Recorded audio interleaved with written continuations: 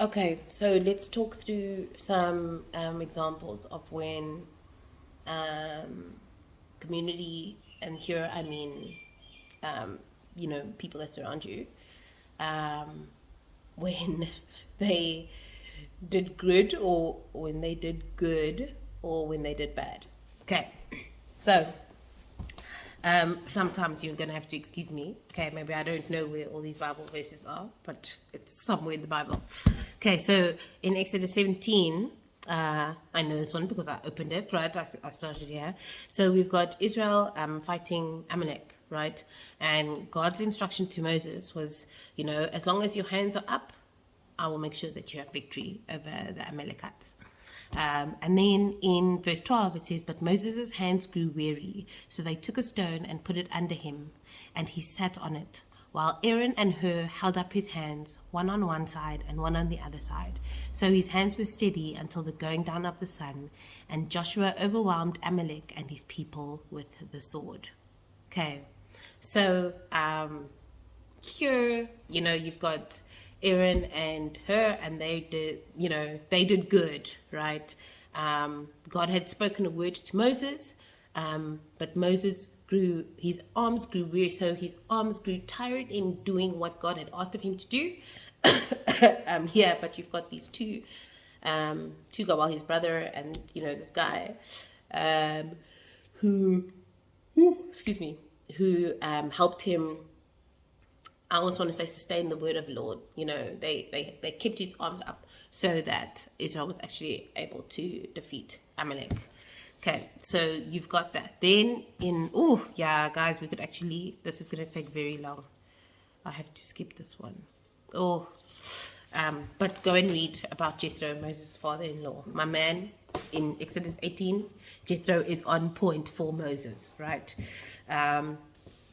Which I think even there, Jethro, he saves Moses from so much fatigue, because basically, okay, I'm going into it, it's late. So basically what happens is Moses is tired because he's like, all these people always want to come to me for advice and I don't know what to do, and I'm tired, and there's so many of them and there's only one of me. And Jethro's like, but homie, you decided to take this thing upon yourself. Like, you've taken all of it upon yourself.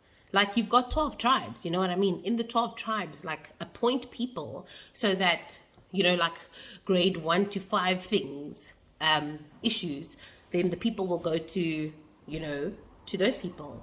And if it's maybe level 6 or 7, then they'll go to this. Only deal with the stuff that's like level 9 or 10, otherwise you're going to run yourself into the ground trying to answer everybody's thing. Okay. So even there, let's take some advice from our elders. Don't tell my mom I said that. Okay, cool. So you've got that, right? Then you've got, now my mind is jumping to everywhere, guys. This is bad. Okay.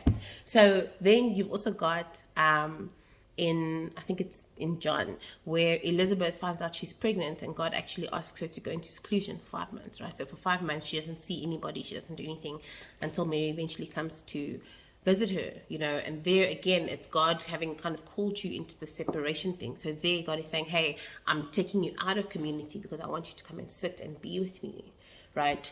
I'm gonna just go back to the Old Testament because, like I said, my mind is running. You've got I wanted to say Saul now. Solomon. Okay. You've got Solomon. Guys, here you've got Solomon arrayed in all his beauty and all these things that it says. But Solomon, his weakness was the ladies. Okay. And he took ladies from everywhere. And eventually those ladies and their gods, Solomon's heart turned away from God towards the other gods, right? So there you've got Solomon. Hey, basically he's being influenced by the people around him, which is fair. We all are, right? But because the people around him's hearts were postured towards other gods, it meant his heart also followed suit. Okay, you've got David and Bathsheba. When that's actually a really good one to read. I'm going to read it because that one is actually such a good one to read.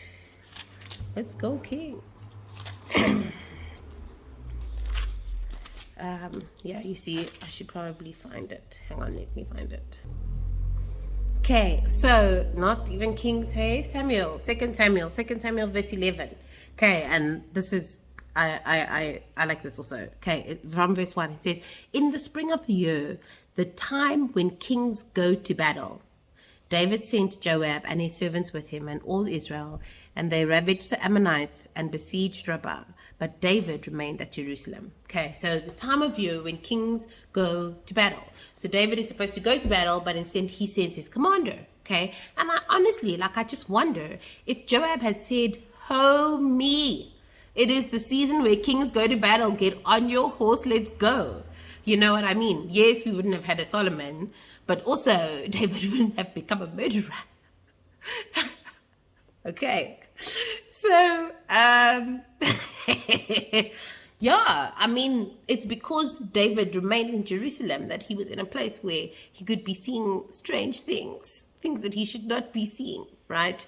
So sometimes it's also just for community to say, hey man, no, it's the season when kings go to battle, let's go to battle.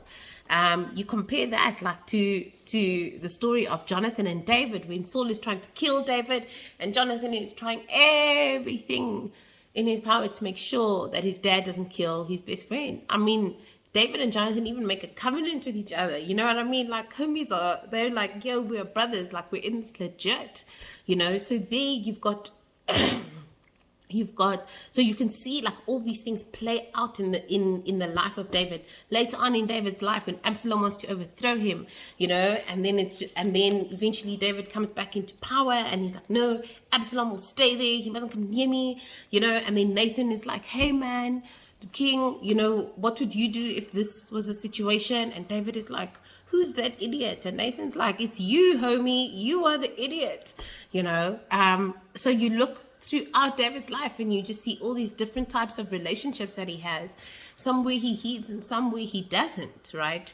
You look at when Saul became king, and you know, his desire was just so much to please the people to the detriment of the calling that God had on his life.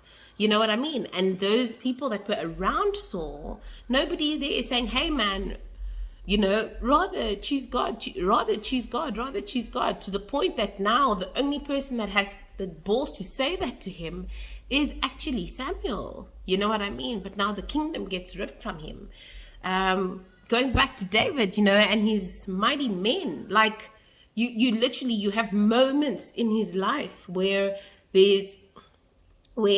like people are just leaving him to make nonsense, you know, and you've got moments in his life where he's surrounded by people that are saying, no, king, don't go and fight, because if they kill you, then, you know, we're kind of aimless, we're lost. So you stay here, we will fight on your behalf, because rather we die than you die. Eventually when David is king, you know, you've got moments in where David is saying, look, I don't care what any of you do, we're going to go get the ark, we're going to pursue the presence of God. So we've got all these stories.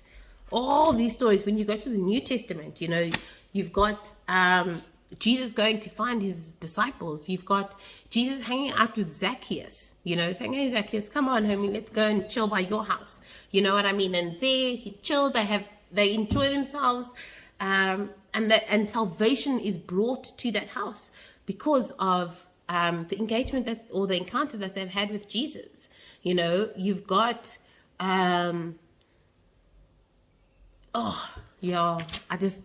you know, I want to kind of obviously keep it in time here, but I think of King Hezekiah, I think of Isaiah and all those guys. I think of Shadrach, Meshach, and Abednego, you know, I think of Daniel. I think of Paul. I mean, when Paul and John Mark fell out, and then Paul was like, yeah, no, okay, screw you. I'm going to go with Silas, and Barnabas, you know, then went back to John Mark. Like, even there, you've got all these relationships where we're either saying to each other, hey man, remember, behold Jesus, he's the point. Or we're saying, yeah, you know, it's okay to kind of give into your flesh. So again, I ask, who are the people that you want surrounding you?